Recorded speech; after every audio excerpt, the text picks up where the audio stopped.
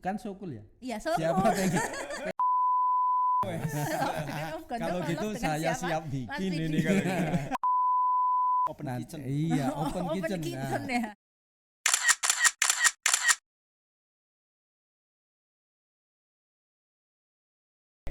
Assalamualaikum warahmatullahi wabarakatuh. Inilah dia podcast perdana Dalam Kulit Jogja. Apa jargonnya Dalam Kulit Jogja, Pak Anton? Nikisai. Dalam Kulit Jogja. Sinergi antar entitas. Nanti benar-benar Dalam Kulit Jogja itu rumah yang say untuk semuanya. Amin. Tepuk tangan dulu dong. Biarpun podcast tetap biar rame. Iya. Nah, oke, so cool. Ada yang tahu nggak sih Sokul itu apa? Sobat kulit. Tentunya nggak cuma di Jogja ya, karena podcast ini dilihat di seluruh Nusantara bahkan seluruh dunia. Jangan lupa like and subscribe dan juga share ke teman-teman kamu. Nah, oke. Pada kesempatan kali ini luar biasa sekali narasumber kita. Di hadapan saya ada Bapak Anton Raharja. Beliau merupakan kepala dari BPTTIG Daerah Istimewa Yogyakarta. Apa sih? BPTTIG adalah nyontek ya, nggak apa ya. Balai Pengembangan Teknologi Tepat Guna. Selamat siang Pak Anton. Selamat siang Mbak Hermana. Iya, salam bahagia. Salam bahagia, salam kulit. Salam kulit ya. Di sebelah saya ada yang luar biasa. Beliau ini adalah kepala suku, ketua, presiden atau apa ya, kapten yang mandegani Siki. Siki kepanjangannya apa Om Gondo? Siki, Sinergi Industri Kerajinan Kulit Yogyakarta. Yogyakarta. Dari awal aja kita sudah mulai tergelitik ya. Ternyata kulit Jogja ini keren banget ya. Kok sampai ada komunitasnya, ada apa namanya tadi kaptennya, ada Pak Anton. Nah, yang baju putih ini luar biasa banget ini. Nggak ada beliau semuanya nggak jalan. Beliau adalah Mas Pidi Winata, owner dari Kalanata Leather. Ya, oke Mas Pidi. Saya Pidi. Apanya Siki nih Mas Pidi? Dapurannya Siki. Dapurannya. Sekretaris Jenderal ya. Sekretaris Jenderalnya Siki. Oke. Kali ini kita mau ngobrol santai aja karena ini merupakan podcast perdana. NKJ itu apa? Siki itu apa? Dan yang terpenting adalah ngomongin kulit di Jogja. Sejauh mana kulit di Yogyakarta? Banyak kan wisatawan datang ke Yogyakarta. Oh, aku mau beli produk kulit. Biasanya langsung apa namanya kata pertama yang teringat di sini adalah manding. Setelah itu keparaan. Setelah itu tas kulit. Nah, mungkin teman-teman belum tahu nih sejauh apa, sekeren apa, selengkap apa sentra produksi dan industri kulit di Yogyakarta dan juga sudah sejauh mana ini. Monggo Pak Anton. Oke, matur nuwun Mbak Hermana gini. Sokul semua, semoga dengan melihat ini menjadi lebih semangat. Yes. Karena Jogja itu istimewa. Ini kita punya Dalam Kulit Jogja, sehingga diharapkan siapapun yang image-nya di sini kulit, oh saya punya rumah, punya dalam. Di mana? Tadi disebutkan ada di Manding. Itu Dalam Kulit Jogja, tetapi tidak hanya untuk teman-teman Manding, teman-teman di Keparaan maupun di luar Manding Keparaan dan siapapun yang ke Jogja silahkan ke Dalam Kulit Jogja. Rumah, namanya rumah itu pasti komplit. Kita punya rumah itu pasti ada serambi depan, ada ruang tengah, ada belakang, ada dapur. Ini juga sama. Dalam Kulit Jogja itu masuk pertama, oh saya ingin produksi, ada, kita ada ruang produksi, dapurnya ada. Cuma dapur kita di depan, sehingga lihat langsung, dapur kita kalau orang naik mobil itu sekarang jangan dari yang kecil-kecil, langsung kayak Mercy ya, itu kita juga punya. Open kitchen. Iya, open kitchen.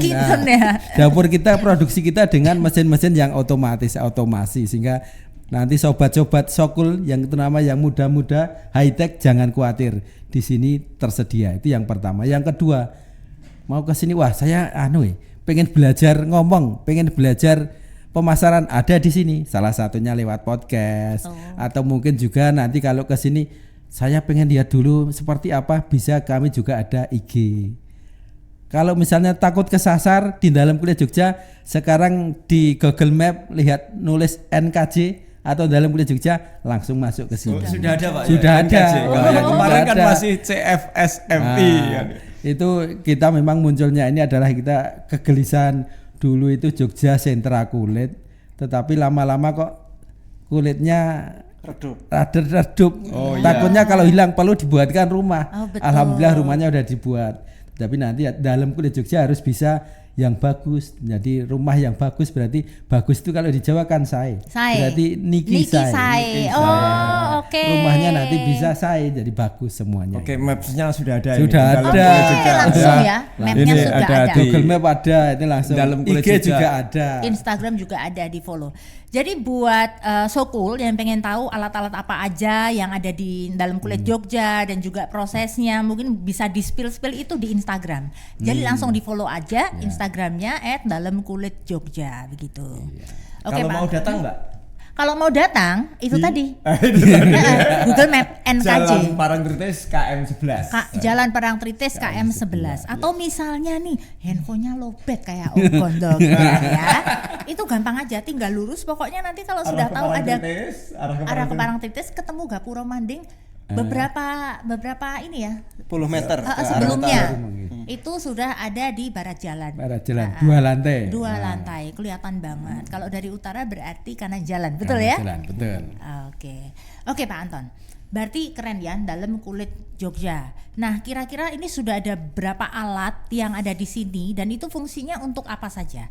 Apakah untuk bisa semua produk kulit atau hanya spesifik saja? Sejauh mana alat-alatnya? Lalu siapa saja yang boleh mengakses alat-alat tersebut? Apakah ada syarat dan ketentuan? Terus jam operasionalnya juga sampai jam berapa gitu loh. Kadang kan orang UMKM yang baru mereka memproduksi kulit, tahu nih Jogja ada dalam kulit Jogja, tapi mau mengakses ke situ, mau sekedar kenalan aja kan udah takut dulu nih. Nah ini waktunya Pak Anton Kantor buat pemerintah gitu ya. aduh aku wedi kayak gitu. Oke, monggo Pak Anton. Makanya di rumahnya kita nulisnya bukan kantor apa, Iya, tapi dalam kulit dalam Jogja. ya, kayaknya Siapapun yang pengen adem, kan Sokul ya. Iya, Sokul. Siapa pengen adem masuk, saya pengen punya pengen punya rumah, ya udah ke dalam kulit Jogja. Itu untuk siapa? Apakah untuk IKM? Siapapun yang mau wisata ke Jogja pun kita fasilitasi. Saya wisata ke Jogja, saya mau ke Parangtritis atau mau ke Keraton, kok ngelewati jalan Parangtritis mau mampir, monggo. Nanti kita di situ ada mesin yang kami sediakan tidak hanya untuk sepatu, alas kaki bisa, untuk buat sepatu boleh, bisa juga untuk membuat sendal, untuk aksesoris lainnya, gantungan kunci, termasuk tas, dompet dan macam-macam itu semua ada. Termasuk yang paling hampir semua punya itu adalah mesin jahit, tetapi mesin jahit kita sampai ada yang 360 derajat ya, 180 derajat, wah pokoknya mantep. keren. Kemudian kita juga ada mesin-mesin otomasi tadi. Ya, ada yang CNC, ada mungkin stainer, ada termasuk itu tadi itu ada mesin desainer, cutting plotter, ada semua lah. Untuk produksi kami ada, untuk desain KT juga ada. Kemudian mesin-mesin yang itu untuk finishing kami juga ada. Termasuk saya kedepannya ini harapan kami, karena yang kami sasar tidak hanya IKM tapi siapapun yang ke Jogja pengen bisa belajar kulit BIMTEK ke depan insya Allah bisa.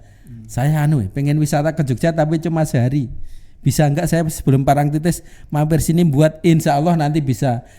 Kami ada mesin grafir misalnya, saya pengen punya gantungan kunci ada nama saya atau nama calon saya, boleh, buatnya enggak sampai 1 jam, hanya hitungan menit. Nah itu bisa jadi.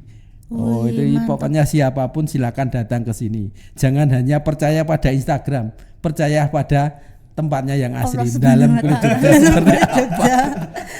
Oke Pak Anton, aduh ngeri luar biasa ya, serem, maksudnya gimana ya?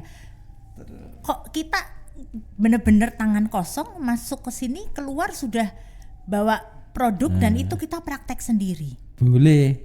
Nanti terkait itu jam kerja kami, memang jam kerja pemerintah itu kan jam 8 sampai jam 4 kalau biasa, tetapi nanti untuk momen-momen tertentu dengan kita ada kesepakatan, ternyata saya wisatanya datangnya hari Sabtu atau Minggu ya, karena kita untuk melayani nanti juga kami buka, tetapi itu harus ada pemberitahuan, termasuk nanti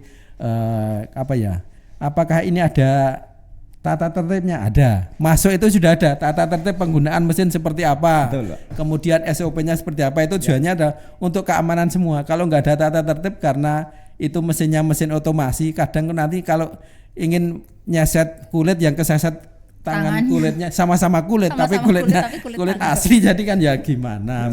Sehingga memang iya harus ada aturannya sih, termasuk itu untuk nanti biar siapapun bisa menggunakan, tetapi memang harus hati-hati dan itu kita ada prosedurnya, ada SOP-nya. Semua mesin insya Allah kami adakan SOP. Nanti ada pendamping dari kami, maupun kalau misalnya yang datang tuh saya sudah punya di rumah, pengennya ya sudah, nanti kita awasi dari kami. Santai saja. Dari Siki juga siap mendampingi kok. Nah, mantap, habis ini benar. Ngobrol Dengan Siki, karena Siki juga nantinya beliau yang sudah ahli di lapangan, cuma mungkin mesinnya beda. Lah nanti di sini kita bisa belajar bersama. Pendamping ada 2. Operator teman-teman kami yang ada di sini, pegawai pemerintah, tapi ada juga yang dari teman-teman IKM dari Siki, sehingga nanti jangan takut, ini sudah kolaborasi, tidak kaku lah, kita buat luas. Oke Pak Anton. Oke, so cool. Ini baru tahap pertama, udah dapat informasi banyak banget ya. Biasanya ini ditanyakan ini Pak Anton nih. Ya. Biasanya ditanyakan ini so cool dan juga kulitizen bukan netizen ya, kulitizen di sana. Aduh, yang benar tuh dapat fasilitas sebanyak itu. Aduh, bayar apa enggak? Nah, itu pasti jadi takut dulu kan, makanya. Monggo Pak Anton. Bayar apa tidak ya? Ya, itu seperti orang biasanya kalau gratis 100%, ini asli atau palsu. Padahal kita buatnya kan yang asli. Iya. Kulitnya juga asli, bukan kulit palsu. Itu jenisnya nanti idenya kita bukan bayar sih, bukan pembayaran secara full, tapi kita adalah fasilitasi. Harga di sini insya Allah dengan yang di lapangan itu lebih bersahabat. Termasuk nanti harus ada keunggulannya. Kalau misalnya kita membeli souvenir, membeli kita membeli misalnya gantungan kunci, itu kan yang penting bentuknya seperti itu. Di sini mau desain apapun boleh. Saya pengen gantungan kunci yang bentuknya seperti kuda, seperti apa boleh, atau yang standar tapi ada namanya, itu juga boleh. Itu harganya berapa? Murah. Kalau itu ya paling gantungan kunci asli kulit itu nggak sampai 25.000. Wow, oke. Dan ada namanya sendiri. Dan nanti ke depan kalau ini sudah jalan paketnya, kami ada paket kulit yang kelas A, kelas B, kelas C ya, sehingga nanti kita sesuaikan budget untuk siswa, mahasiswa yang kira-kira budgetnya cuma di bawah 100.000 ya kita ada budget di bawah 100.000. Pengen yang high class, yang nanti kelas-kelas kulit nabati atau kulit yang di atasnya insya Allah juga ada.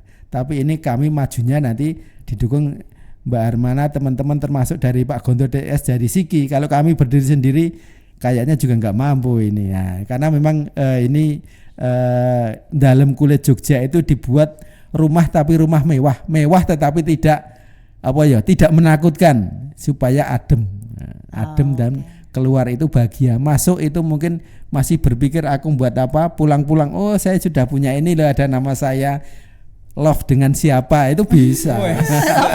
Kalau gitu saya siap bikin ini kalau gitu. Love dengan siapa? Oke. Saatnya berkolaborasi. Berarti dalam kulit Jogja ini bersifat wisata edukasi ya. Tujuan kita adalah mengedukasi. Oke, matur nuwun Pak Anton. Sekarang kita berpindah bertanya kepada sebelah saya. Dari tadi kan di-spill tuh Siki. Sokol ini bertanya-tanya, Siki itu apa sih? Monggo Om Gontor. Oke, Mbak Ang. Jadi selamat siang semuanya, para sukul-sukul juga. Sokul saya plesetkan jadi sukul-sukul. Sobat kulit kan gitu. Oke, jadi Siki ini bermula dari kita sesama para pengrajin di industri perkulitan yang ada di Jogja ini kan sejauh ini belum ada semacam komunitas atau kelompok resmi gitu ya. Kita memang saling mengenal mungkin satu sama lain, kita saling mengenal, saling berinteraksi, tapi kita belum punya wadah atau belum punya forum buat kita berdiskusi kan gitu. Sehingga dari hasil obrolan yang mau nih sekedar diangkringan gitu kan. Nah, sehingga akhirnya sampai akhirnya mengerucut oke, kita perlu ada semacam wadah buat ini para teman-teman pengrajin yang ada di sini, baik industri tas, sepatu, kerajinan, produk kulit dan turunannya lah ibaratnya seperti itu, atau bahkan beberapa tidak hanya yang diproduksi saja tapi juga ada yang bahasanya bakulan gitu kan. Iya. Ada yang memang temen yang ada di anggota Siki itu juga jualan kulitnya saja kan gitu. Yang itu kita sehingga bisa saling bersinergi. Tujuannya itu kita menjadi kekuatan, menjadi kompak, kemudian saling bisa bersinergi. Misalkan sing bakulan kulit mau mbok menawa iso mensuplai ke kita dengan bayar sailinge misalkan. Karena Sailinge, seingatnya. bayar. Wis dadi anggotane Siki kan dadi lebih enak. Artinya Cicilan lebih tanpa angsuran. artinya supaya lebih mudah mengkomunikasikan ini sehingga juga dan apalagi kan gitu momentum berdirinya Siki ini juga karena akan ada NKJ ini Mbak. Jadi ini Jogja ini kan gitu kan Jogja dalam hal ini Disperindak DIY melalui BPTTG ini di Pak Anton bahwa yang dulunya yang saya sebutkan tadi CFSM, iya ini rada angel singkatannya. Agak belibet Atau ya. saya dulu mengenalnya OPT kulit Manding. UPT Manding, ya betul. OPT Manding UPT ya. Manding. OPT Manding. Lalu kemudian ini yang menjadi semacam berkah, harusnya menjadi semacam rezeki buat teman-teman karena oleh Pemprov DIY khususnya di Disperindak BPTTG kita difasilitasi ini. Nah, supaya kita bisa bersinergi itu baik sesama dengan para pelakunya, sesama pengrajinnya, kita akhirnya kan dengan wadah dengan NKJ ini kan akhirnya bisa bekerja sama dengan Pak Anton kan gitu, bagaimana untuk fasilitas yang di sini, pemanfaatnya dan sebagainya, termasuk SOP tadi, sehingga akhirnya dua institusi ini kan gitu, yang satunya Siki kemudian di BPTTG di NKJ akhirnya bisa bersinergi. Nah tujuannya kan itu tadi Siki sinergi, kita bisa siap bersinergi dengan siapapun, baik sesama pengrajinnya, baik dengan instansinya, kemudian dengan apapun kan gitu kan, dengan siapapun. Sementara gitu. Oke, Om Gondo. Masih keren panjang banget ceritanya ya. kalau Siki ini kan gitu. Oke, part 1 NKJ udah keren banget. Part 2 saatnya berkolaborasi dan ada Siki yang tidak kalah menarik sekali. Pertanyaannya Om Gondo, biasa Sokul pasti tanya, siapa aja sih yang boleh gabung sama Siki? Syarat ketentuannya itu apa? Nah itu benar sebetulnya Mbak kan gitu kan. Artinya banyak teman-teman yang bertanya apa sih syaratnya, bagaimana caranya bergabung. Kita sebetulnya komunitas ini terbuka untuk siapapun ibaratnya yang menjadi pengrajin alas kaki. Pengrajin alas kaki. Ya, dan mentang-mentang kita mentang-mentang berdua kita alas bedanya. kaki ya. Kami berdua alas kaki, itu bagaimana dengan beliau? bukan Sokul. Yang di kepala alas kaki. Alas kaki kan gitu. Artinya para pelaku industri kulit, kerajinan kulit, apapun itu, sepatu, dompet, tas dan produk kulit yang lainnya, sebetulnya kita welcome kan gitu. Nah, tinggal komunikasi aja ke kami kan gitu kan. Karena beberapa hal itu termasuk terkait dengan penggunaan mesin kan gitu kan. Tadi ada NKJ, gimana caranya kita bisa mengakses, tadi kan ditanya ke situ kan gitu. Nah, link-link inilah yang akhirnya nanti terhubung. Artinya secara personal kemudian bisa masuk menjadi anggota Siki sehingga bisa mengakses mesin yang ada di sini kan gitu kan Mbak Ang kan gitu kan. Mana ya Mas Pidi ya? Ben Mas Pidi gak ngelamun. Nah, everybody yang ada di industri kulit monggo silahkan. Oke. Everybody yang ada di industri kulit yang nonton podcast ini share ke temennya, tapi pasti tetap ada pertanyaan di kepala. Singkatnya begini aja, netizen hari ini, Sokul kulitizen hari ini, itu kan live in hand, handphonenya itu selalu ada ya. Scroll seperti yang disampaikan Pak Anton tadi. Berarti Siki juga ada Instagramnya. Oke. Ada kontak admin di situ. Jadi buat So cool sobat kulit yang pengen tahu lebih lagi tentang NKJ dan juga tentang tentang Siki ya, terutama ini tadi pengen gabung. Oh, saya merasa saya pengusaha kulit meski sedang pemula, ingin bergabung komunitas tersebut, langsung bisa direct message atau DM di Instagramnya Siki. Betul begitu Mas Pidi? Betul. Langsung DM aja ke Instagramnya Siki. DM aja. Oke, terima kasih Om Gondo. Nanti kita lanjut lagi. Sekarang saya mau ngobrol dulu sama Mas Pidi ini. Wah. Kalau lihat Mas Pidi ini ada banyak pertanyaan di kepala saya, tapi Mas Pidi sudah sepertinya menyiapkan banyak jawaban yang tidak perlu ditanya tapi sangat informatif. Oke, Mas Pidi. Kalau tadi kita sudah membahas NKJ lalu membahas Siki, Mas Pidi ini bagaimana dengan situasi kondisi UMKM pelaku industri kulit di Yogyakarta dari dulu sampai adanya ini, dan kira-kira apa nih yang mau disampaikan sama Mas Pidi, keresahan-keresahan yang ada dan ajakan-ajakan dengan adanya dalam kulit Jogja dan juga Siki. Harusnya industri ini jauh lebih maju dong. Nah, di sini saya mau dengar cerita langsung karena Mas Pidi ini kan narasumber kita ini kan praktisi ya. Yeah. Dari Kalanata Leather sendiri itu dengan adanya NKJ dan juga Siki, which is Mas Pidi juga board of director Siki juga. Itu kira-kira punya pengalaman cerita menarik apa yang bisa diceritakan ke Sokul, yang nanti Sokul juga mulai terinspirasi nih. Ternyata industri maksudnya usahaku bisa lebih berkembang lagi nih dengan terinspirasi cerita dari Mas Pidi. Monggo silakan. Baik Mbak Hermana, terima kasih. Ini manggilnya Sokul, sobat kulit atau kulitizen? Ya Sokul boleh, kulitizen juga boleh. Ya, terima kasih Mbak Hermana. Jadi saya ingin berangkat dari satu poin penting industri, menakar soal industri kulit Jogja. Jogja itu dalam situasi diuntungkan karena kultur industrinya sudah terbangun. Kulit itu kayak semacam manifestasi panjang di Jogja sendiri. Jadi simbah-mbah ya industrinya kulit dan semacam. Jadi ada dua klaster sebetulnya di Jogja. Satu memang mereka yang ini bukan dikotomi antara pewaris dan perintis ya. Tapi jelas industri ini berjalan pada dua aspek itu. Satu itu pewaris, satu perintis. Saya termasuk mungkin orang yang tidak punya latar belakang kulit, bukan orang desain, saya orang elektro dan saya orang teknik industri. Jadi secara base industrinya kulitnya saya tidak paham. Tapi ternyata bisnis kulit itu menjadi lebih menarik karena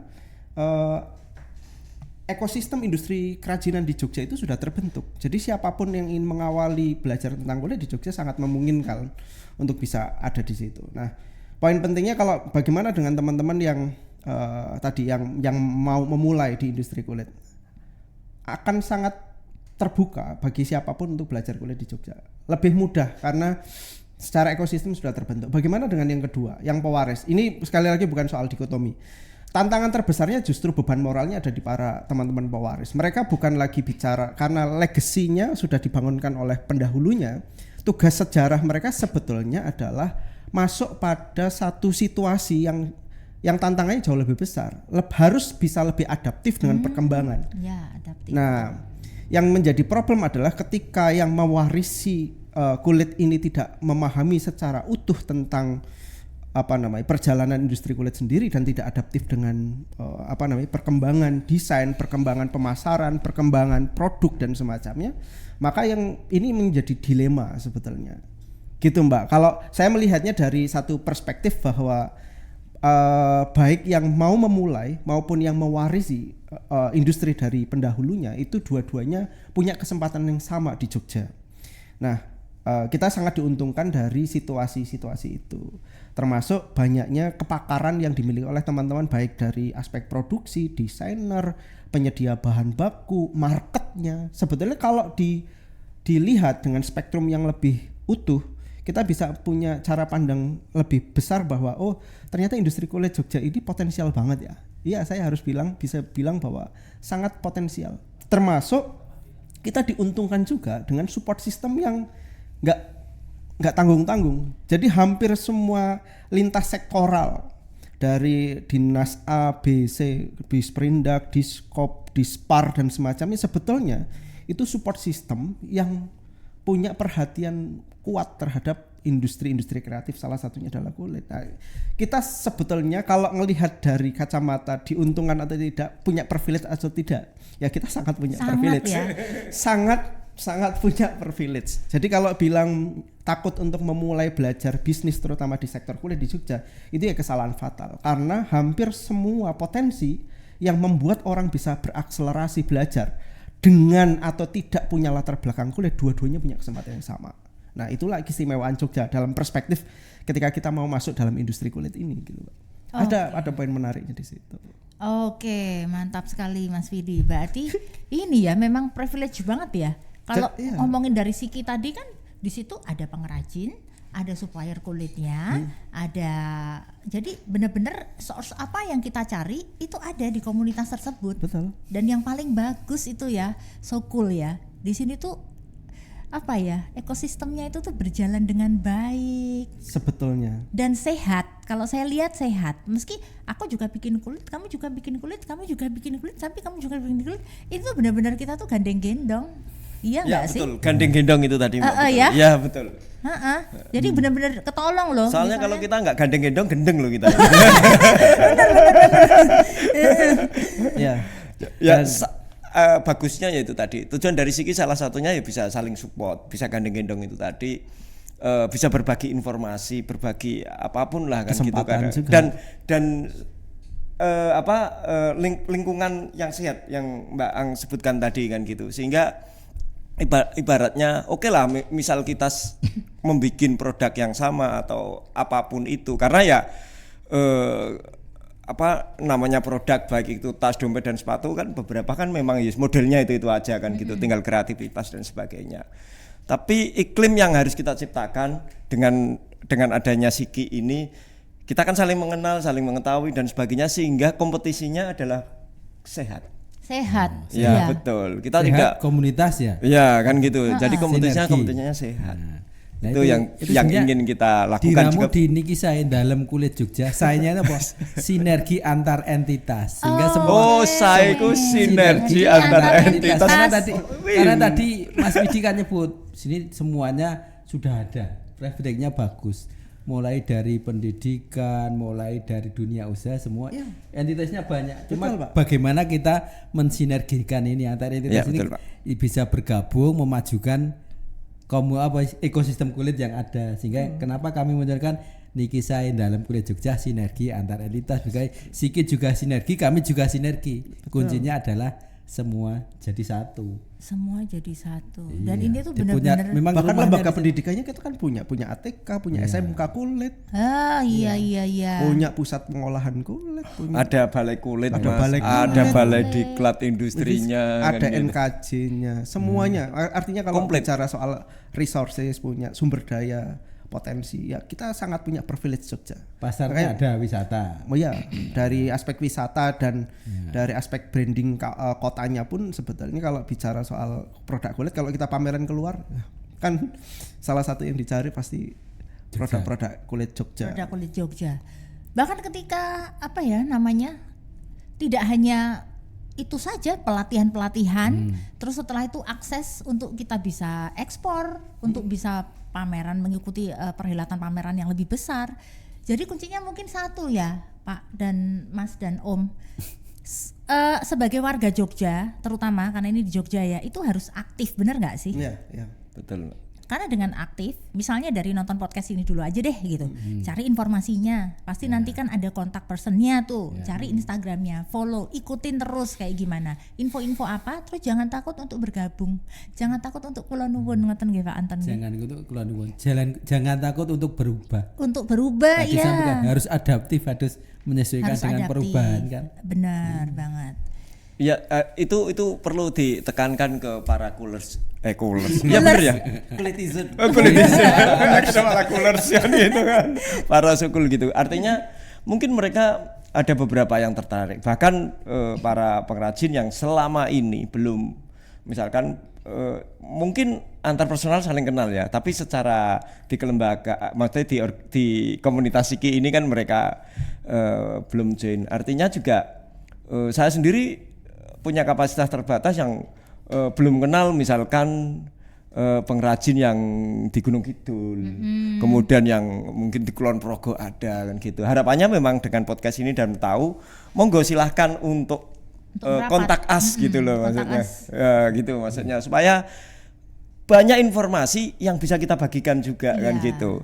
Karena di kegiatan dinas sendiri misalkan sejauh ini kan banyak kan gitu, fasilitasi itu banyak kan gitu. Banget loh. Harapannya juga supaya teman-teman yang lain kan bisa mengakses juga kan gitu. Mungkin sejauh ini bahkan NKJ ini kan mungkin yang dari yang saya sebutkan tadi udah tahu ada NKJ, tapi bicaranya ke sana itu belum tahu. Kemudian harus bagaimana, apalagi sudah jauh-jauh dari sana kan gitu kan. Mereka kan. Sekali. Nah, ya harapannya mereka yang aktif gitu kan. Ya, karena yang ya ada keterbatasan di kami yang mungkin tidak bisa berkomunikasi, belum kenal atau apa kan, belum bisa berkomunikasi ke sana kan gitu. Nah, harapannya kalau mereka aktif ke kami, kita welcome kan gitu. Oke. Aksesnya juga mudah kok sekarang Jogja. Mulai dari akses yang itu tadi nirkabel. Iya betul Pak. Ada apa tadi, IG ada. Akses Jogja apa Kulon Progo dan Gunung Kidul juga sekarang gampang kan, ada jalur pantai selatan sekarang sudah mulus. Iya, sudah Kulon Progo dibuka. Jogja sepanjang pantai melewati dari bandara YIA sampai Gading sampai Gunung Kidul itu cepet, nggak sampai setengah jam, 1 jam. Makanya nanti kalau dari Kulon Progo mau ke Gunung Kidul mampir ke dalam kulit Jogja, lewat ya? tengah-tengah lewat. Nah, dari Gunung Kidul mau ke Kulon Progo ngelewati juga lewat. Jadi semua gampang kok untuk semua belajar. gampang, Iya. mudah diakses. Tinggal niatnya. Wah, luar biasa banget. Jadi ini segala kebutuhan tuh sudah ada di sini. Sudah. Harusnya nggak ada alasan lagi, ya kan? Sampai aku nggak punya foto produk, tanya Pak Anton deh. Di sini kameranya tuh speknya gimana tuh? Iya Di kan? sini ada tempat untuk foto produk.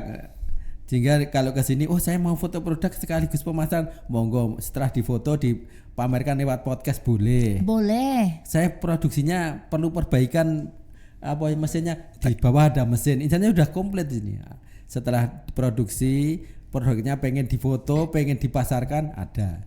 Wifi gratis. Gratis coba. Parkir gratis sampai gitu ya. Mau belajar pemasaran digital ada ahlinya. Jadi udah nggak ada alasan sih sebenarnya. Ahli podcast sudah ada. Sudah ada, mau apa deh gitu kan ya. Mau bikin konten TikTok mau apa, ada kelasnya semua ya Om Gonta, Mas Pidi ya. Wah, luar biasa. Jadi nggak ada alasan lagi nih. Ini bener-bener podcast perdana kita ini bener-bener informasi awal ya. Nanti episode selanjutnya silakan tulis di kolom komen itu, nanti aku pengen ngulas lebih apa sih teknik-teknik juga akan kita siarkan nanti. Ngobrol tentang success story atau set story dari apa namanya pengusaha kulit itu juga boleh. Mas Pidi biasanya punya banyak cerita menarik, punya banyak wisdom story nih. Sampein dong ke Kulitizen. Gimana Mbak? Apa yang perlu saya sampaikan? Apa yang perlu disampaikan? Karena ini Coolers, gara-gara Coolers jadi hilang tadi. Sokul ya. Coolers, kulas kulit asli ya gitu kan. Banyak banget lah pokoknya istilahnya. Ini kan gimana sih Mas Pidi buat meyakinkan supaya setelah tayangnya edisi podcast perdana ini tuh mulai ada pergerakan nih Mas Pidi. Karena kan banyak yang nggak tahu, nggak mau tahu, dan yang paling ngeri itu yang takut untuk mengakses itu. Takut untuk beredar. Padahal kuncinya kan kita harus beredar di sini, beredar di hal yang positif dong. Cari informasi, nanti pasti nemu kok. Monggo Mas Pidi. Iya. Jadi sebetulnya ada dua situasi yang perlu kita pahami. Yang pertama memang buat orang yang pengen cari tahu. Pengen cari tahu itu artinya gini, kalau memang ada teman-teman yang punya ketertarikan untuk masuk ke kulit masih ragu-ragu, maka lihat teman-teman yang lain yang tadi yang saya sampaikan di awal, berangkat dari latar belakang yang memang tidak memiliki latar belakang kulit pun bisa memulai. Dan komunitas baik di tadi teman-teman Siki maupun NKJ ini memberikan fasilitas awal sebagai trigger awal buat teman-teman buat bisa terjun jauh. Artinya kalau mau coba-coba ya coba-cobanya serius gitu. Tempat untuk coba-cobanya ada. Kemudian yang kedua, buat teman-teman di Jogja juga yang secara industri sudah kuat. Artinya kalau semangat di Jogja itu, kita pernah mewacanakan bahwa Jogja itu harusnya bisa didorong menjadi pusat keunggulan industri kulit. Kenapa? Karena hampir semua hal yang tadi mendukung hidupnya ekosistem industri kulit, mulai dari kampusnya, mulai dari desainernya, mulai dari pengrajinnya, mulai dari pengolahan bahan bakunya, mulai dari marketnya, semuanya sudah tersedia. Institusi pendukungnya itu sudah ada semua. Artinya kalaupun teman-teman yang mau masuk dalam situasi ini sangat mungkin dan tidak perlu takut lagi. Kemudian yang paling krusial lagi yang mungkin ini, Jogja itu kalau kita lihat representasi industrinya sebetulnya kan besar. Kalau melihat pelaku industrinya sudah sangat banyak di kulit. Hal paling krusial untuk bisa masuk ke dunia industri yang dalam tanda kutip red ocean yang seperti ini ya, maksudnya harus justru bukan menjauh. Justru dengan ketemu dengan teman-teman yang lain akhirnya semangatnya lagi bukan lagi nyontek sana nyontek sini, replikasi sana replikasi sini, tapi lebih pada kesadaran kowe wes dodolan itu, saya sudah jualan itu maka saya nggak mau jualan itu gitu. Saya harus menemukan formula baru. Ini yang kemudian kemarin kita coba ketika beberapa waktu bertemu dengan teman-teman baik di Siki maupun komunitas yang lain, kita akhirnya pada satu titik sadar ketika pameran bareng, kok punyamu beda ya kalau punyaku, kok punyanya dia beda-beda. Dari bersepuluh yang dijejer semuanya punya karakter yang berbeda. Pada akhirnya kita menyadari bahwa sebetulnya kita punya keunggulan yang kadangkala ketika mau jalan lebih lanjut itu ragu. Jangan-jangan nanti saingannya karo yang itu, jangan-jangan mau saingannya sama yang itu. Dan ternyata ketika kita kulik kemudian kita berinteraksi, kita semakin punya titik kesadaran bahwa kita nggak jelek-jelek amat kadang-kala bilang gitu. Atau ya kadang-kala ya perlu bercermin, oh ternyata punya aku masih jelek. Ya nggak apa-apa, ada ruang di mana kita semakin banyak berinteraksi. Itu bukan untuk membandingkan tapi mengukur pada level yang mana sehingga dengan semangat yang kemudian harusnya melekat pada diri kita, semangat bertumbuh, semangatnya kaizen ya maksudnya. Nah artinya perbaikan secara terus menerus itu harus dimunculkan dengan cara semakin justru memperbesar relasi, memperbesar pertemanan, memperbesar. Jadi kalau membatasi diri, menutup diri, itu yang kemudian agak kita takutkan, industri kita akan stuck di situ. Nah termasuk yang tadi konteksnya pewaris pun malah justru kita berharap bahwa teman-teman yang sudah memiliki nama besar ini tetap harus menjadi representasi karena mereka adalah dutanya industri kulit Jogja. Oh, kalau brand itu surut malah khawatir kitanya. Iya. Ini yang kadang-kala nggak disadari. Kalau ada brand yang surut malah teman-teman yang lain malah bersyukur ya aneh. Harusnya malah justru ketika ada brand-brand Jogja ini populer, maka secara tidak langsung dia kan dutanya. Makanya kenapa kalau ada tokoh terkenal dari daerah A, maka yang disebutkan tokohnya. Oh Pak SBY dari Pacetan, Pak Jokowi dari Solo kan gitu kan. Ini dari Jogja. Nah ini dari gitu. Jogja. Sehingga itu bisa gandeng dan itu punya daya daya magnet luar biasa untuk menarik teman-teman yang lain. Nah kalau kita belajar soal produk itu kan ada segmen, target dan positioning. Nah, di mana kemudian industri kita memutuskan di mana segmen market kita, target market kita, positioning produknya kita, maka ya tadi itu dengan cara membangun interaksi, membangun jejaring, membangun komunitas, masuk dalam sebuah ekosistem kulit, maka kita akan semakin sadar bahwa kita harus memperbaiki dari titik yang mana, treatmentnya harus dengan cara apa, itu akan lebih tahu. Nah maka kalau saya sendiri mungkin ya karena juga baru 4 tahun berjalan di industri kulit, saya sadar dengan hadirnya teman-teman Siki, hadirnya NKJ dan mungkin support system yang lain, ini saya merasa cukup terakselerasi. Jadi buat teman-teman yang lain juga jangan takut untuk bisa masuk dalam satu ekosistem, baik sudah lama maupun baru, baik itu perintis maupun waris, ya ojo khawatir. Di sini rumah besar, terutama mungkin nanti bisa kontak dengan Mas Gondo juga atau dengan teman-teman Ciki yang lain, atau ya jangan sekali lagi jangan takut untuk bisa memulai satu hal yang baru atau memulai memperjuangkan sesuatu yang mungkin pernah diperjuangkan oleh orang-orang dan pendahulu kita tadi. Gitu Mbak Hermana. Jadi ya saya kira Itu yang menyambung Mas Pidi memulai tadi. Iya. Ini seseorang yang benar-benar nol aja. Saya melihat dengan adanya fasilitas NKJ ini nol aja, tapi dia berminat untuk berbisnis di kulit. Niat. Ya. Kuncinya tuh niat. Niat. Jadi kok di sini kan beda dengan angkatan kita dulu ya. Mau membuat suatu usaha, wah modal beli mesin. mesin. Beli Iya. macam-macam gitu kan. Mesinnya nggak cukup hanya satu, misalkan kalau putar kulit ada mesin jahit, ada mesin seset. Ya itu kan gitu. Nah ibaratnya kalau dia niat aja bawa selembar kulit keluar dari sini, ya itu tadi yang dibilang Pak Anton kan gitu. Mau bikin satu tas atau satu. Kalau khawatir kulitnya, ya sekarang kulit eceran pun banyak. Gitu. ya Satu kan fit gitu. boleh. Bisa. Artinya tanpa apa tangan kosong pun ke sini keluar bisa bawa produk gitu. Bisa loh. Dan di Siki tadi kan iya. Terus aku butuh pengrajin dong. Misalnya saya desainer nih, saya butuh produsen gitu. Ada juga kan Om ya? Ada juga. Saya Ada. butuh supplier kulitnya dong. Gitu. Ada juga. Spesialis jaket kita ada, dompet ada, Tuh. tas ada, alas kaki ada gitu. Banyak banget guys. Penyamaan ada. Penyamaan sampai ada. penyamaan ada loh. Termasuk kalau datang saya belum punya desain apa-apa, untuk desainernya juga Desainernya ada. juga ada. Mesin-mesin untuk desain juga ada. Wah, Iya. itu Dan luar biasa loh desain di sini kan, misalnya desain pola alas kaki yang benar-benar dia kayak sekolah kan diajarinnya gitu. Terus kalau produknya udah jadi, ini source-nya sudah ada semua, pemasaran digitalnya gimana, sampai fotonya, videonya, kameranya nggak usah beli ya Om ya, ada di sini. Ada di sini. Tapi nanti fotonya di mana? Nggak ada tempatnya di sini, Pak Anton ada tempatnya di NKJ luar biasa di sebelah ruangan ini. Terus nanti mau diobrolin, bahkan podcast ngobrol. Coba gimana pengalamannya pertama waktu ini. Bisa loh masuk ini, aduh, ini benar-benar one stop ya. A to Z-nya tuh ada di sini semua gitu loh.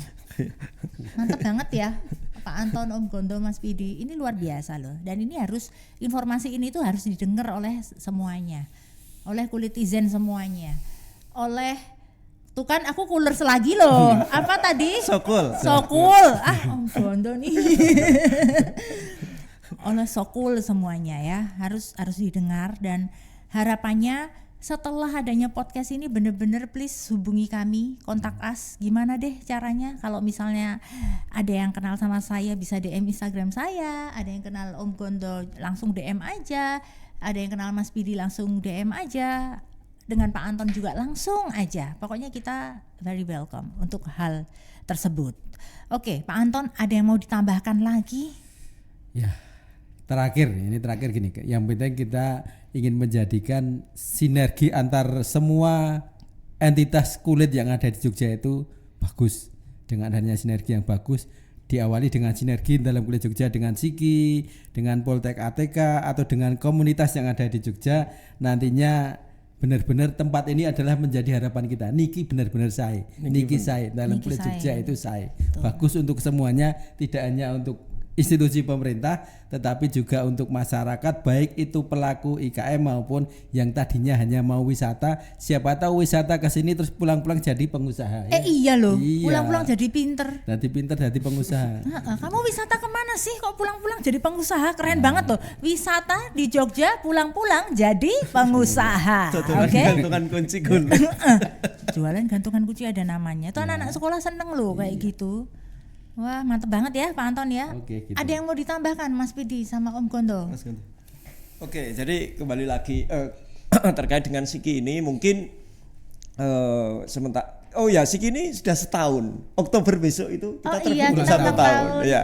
Kemudian Ini di seragamnya. setiap Kamis Pon kita menyelenggarakan untuk ketemu, sharing gitu, berbagi informasi. Itu kita sebut dengan Selapanan Siki. Selapanan Siki. Yang kita adakan setiap Kamis Pon. Setiap Kamis Pon ya. Kamis Pon itu berarti Rebu malam Kamis ya Mas Iya, ya? Iya betul.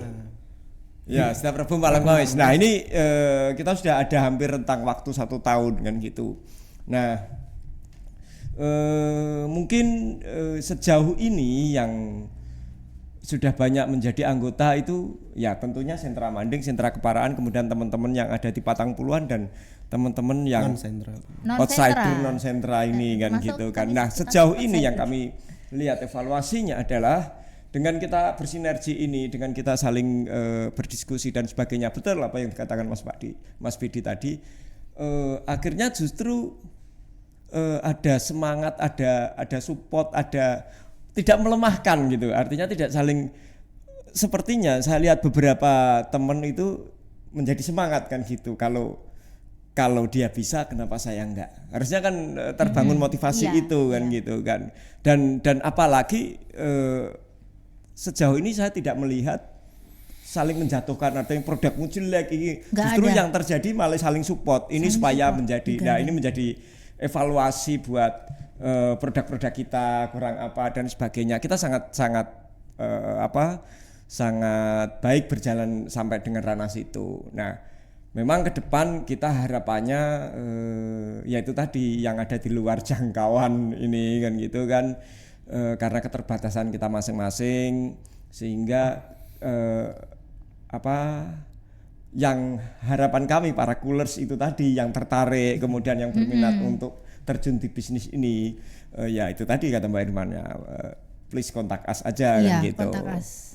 Gitu. Kemudian terkait dengan NKJ ini Pak Anton, jadi sejauh ini juga dengan fasilitas yang ada gitu kan, memang sangat istimewa ini buat para pengrajin yang ada di Jogja. Sebetulnya selama ini kendaraan kita ini kan Tosa atau gerobak kan gitu, di sini dikasih Lamborghini. Mantap loh. Gitu. Itu sih tambahan dari saya, Bang. Oke, terima kasih Om Gonto. Mas Bidi.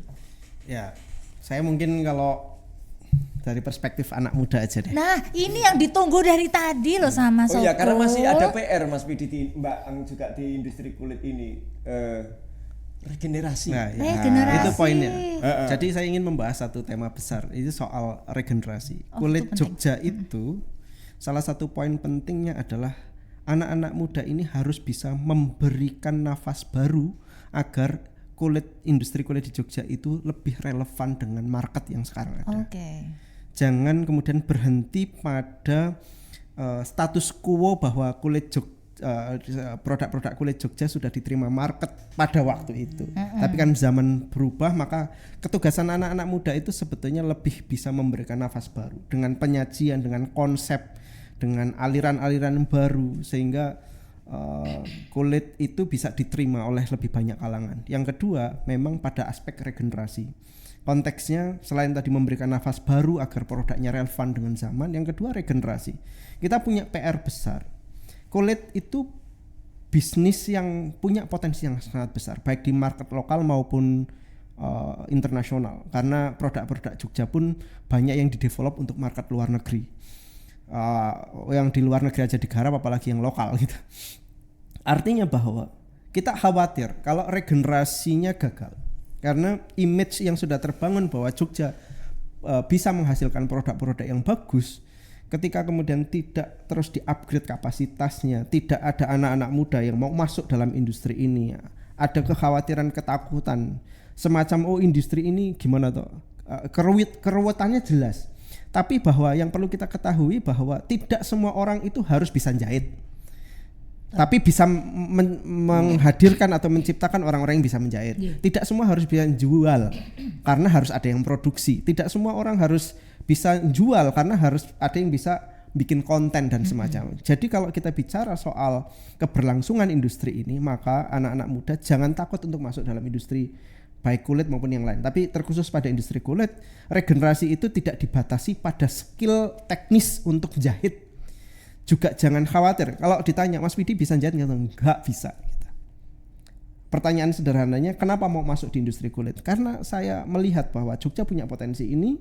Kulit itu juga bagian dari produk peradaban. Jadi dari zaman mbah-mbah kita, zaman dahulu kala, zaman yang belum ada dalam catatan sejarah, sampai sekarang pun kulit itu adalah produk peradaban. Jadi jangan takut, di masa depan pasti tetap akan dipakai industri kulit. Jadi akan selalu relevan. Konteksnya adalah sesuai nggak dengan marketnya, sehingga kalau kulit bisa dikemas secara apik, secara bagus, maka dia akan tetap relevan dengan zaman itu gitu. Maka ya sekali lagi anak-anak muda, terutama generasi muda ini perlu dan jangan takut untuk bisa memulai di industri ini. skill setnya terserah mau dari Dari keahlian mana yang aja, mana keahlian apapun startnya dari mana aja bisa. Kalau ahli desain ya sudah berangkat dari desain. Kalau bisanya ngonten ya berangkat dari ngonten. Kalau bisanya produksi berangkat saja dari produksi. Jadi skill set awalnya itu tidak bergantung pada teknis produksi. Iya, betul sekali, saya setuju Mas Pidi. Iya, karena terlampau orang semakin sering terjebak dengan soal itu. Kan kita juga nggak mau general, seolah-olah kesannya semuanya pengen dipelajari, nggak gitu Iya, juga. Yaitu pentingnya kemudian membangun ekosistem industri atau kita punya bisnis, salah satunya adalah mendistribusikan ketugasan. Ya kalau ada yang punya kemampuan manajerial ya sudah, jangan-jangan dia yang bisa mengelaborasikan kemampuan produksi dengan pemasaran, dengan konten dan semacamnya. Ya seperti itulah kira-kira. Maka sekali lagi yang perlu ditekankan, berangkat dari skill utama atau kalau bahasa sederhananya core kompetensi kita. Core kompetensinya apa? Core kompetensinya apa? Jago nih konten, mulakan dengan konten. Nyatanya banyak orang nggak punya produk bisa konten, jualannya bagus, Iya, ya kan? betul. Kemudian ada yang kontennya bagus, dia nggak punya produk, akhirnya berelasi dengan orang-orang yang jago Iya, produksi. kolaborasi. Maka aku akan memposisikan sebagai orang yang jago produksi. Jago produksi, desainnya monoton, saya butuh desainer gitu. Sehingga kita menggandeng orang-orang desain. Kemudian bisa desain, bisa ngonten, bisa nggak bisa ngosen, nggak bisa ini, tapi bisa pitching, bisa memasarkan ke jangkauan yang lain. Ya bisa juga. Ada yang bisa B2B, B2C, B2G dan semacamnya, itu juga bisa dilakukan. Memasarkan produk-produknya. Jadi core kompetensi kita itu sangat memungkinkan buat kita masuk dalam industri kulit dari pendekatan yang manapun. Dari manapun ya. Dari manapun. Jadi jangan terjebak orang kulit harus bisa jahit. Itu stigma yang salah. Itu banyak banget loh Mas Pidi. Berarti bisa juga gini Mas Pidi, datang ke sini lihat mesin-mesin sepatu, oh saya kok pengen punya produk sepatu, pengen punya brand sepatu, bisa ngubungi saya, nanti saya garap sepatu. Iya bisa. Promo. Promo gitu ya. Promo. Produksinya tempat saya situ yang jual, monggo gitu. Iya, kalau yang tas juga boleh ke saya. Gitu ya. Banyak banget yang terjebak seperti itu Mas Pidi. Ya, jadi terus akhirnya kamu produksi kulit ya? Oh kamu jahit sendiri gitu. Kan kadang pertanyaannya aneh ya. Kalau saya jahit sendiri, terus ini sendiri, semuanya sendiri, saya nggak bisa ketemu kamu loh sekarang. Pasti masih di rumah, masih produksi. Kayak pengusaha tambang harus ngoperatori bego. Iya, pengusaha tambang ngoperatori bego. Jadi CEO, chief of everything kayak gitu. Sampai ngepakin, dikirim sendiri, lari dandapan ke sana gini-gini. Nah gimana? Jadi bisnis itu is about system. Bagaimana Anda membangun sistemnya, itu yang harus dipahami. Meski ya Mas Pidi ya, ini untuk informasi semuanya aja. Saya sendiri masih sering banyak didebat oleh teman-teman itu untuk hal itu gitu loh. Wah kamu malas tidak mau mengerjakan sendiri, malas kamu tidak mau menjahit sendiri, malas kamu begini. It's okay, berarti belum paham. Daripada dilanjutkan jadi tidak sering-sering nonton podcastnya kita, podcast kami, karena ini benar-benar hal penting. Buktinya apa? Di NKJ dan juga di Siki ini satu hal yang saya rasakan. Yang saya rasakan itu apa di sini? Orang-orangnya itu benar-benar tiang saya, Pak Anton ya. Orang-orangnya benar-benar baik, benar-benar inggih, betul sekali. Ya. Jadi waktu itu saya karena saya suka beredar di hal positif dalam artian saya mau mencari informasi nih tentang kulit, tentang apa yang relate dengan usaha saya saat itu. Saya inget banget dengan Mas Febri di Kepalaan ya, semoga nonton. Saya nggak tahu Mas Febri masih ada di Jogja apa enggak. Beliau sangat berjasa sekali Pak Anton. Waktu itu jalan-jalan bener-bener muteri Kepalaan itu loh, muteri Kepalaan jalan kaki ke sana itu. Nah itu sampai akhirnya untuk cari pengrajin. Iya.